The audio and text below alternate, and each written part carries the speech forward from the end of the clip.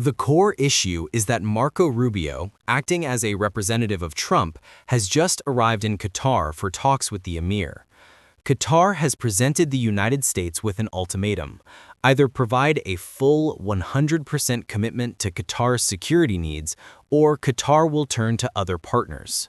The two sides are negotiating a major agreement, and Washington is trying to protect two high-stakes items: a $1.4 trillion investment in the U.S., which is said to support roughly 400,000 jobs, and an approximately $150 billion Boeing aircraft deal for Qatar's airbase and Qatar Airways.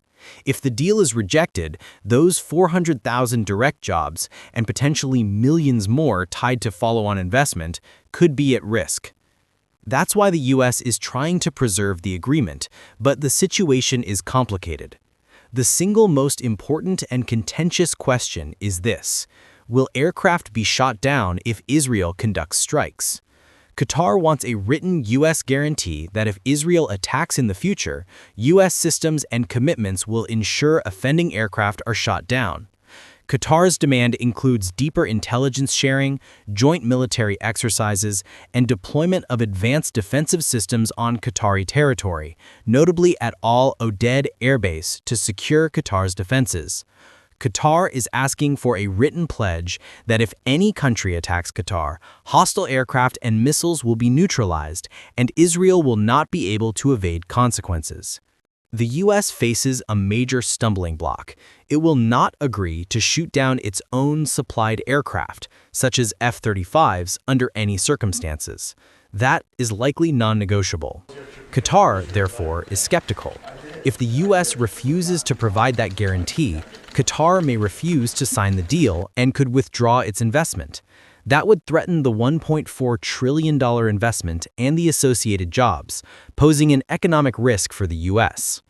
Geopolitically, Qatar's concerns are driven by its close ties with Iran and relatively amicable relations with other Gulf states. The main security worry for Doha appears to be Israel. Doha is insisting on concrete, enforceable guarantees rather than vague reassurances. Without them, Qatar says it will not proceed. The situation has become more fraught following an OIC meeting where Qatar's Emir spoke, and other regional actors emphasized that condemnations alone will not be enough. Action may be required. Rubio's visit and meetings with Netanyahu add further complications. In short, if Qatar does not receive a full defensive guarantee, the deal is at risk.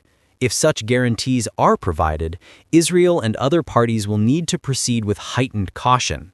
Either way, the near-term regional outlook looks unstable, and the United States faces. Please share this video as much as you can, subscribe to the channel, and leave your thoughts in the comments so we can include your questions and key points in our upcoming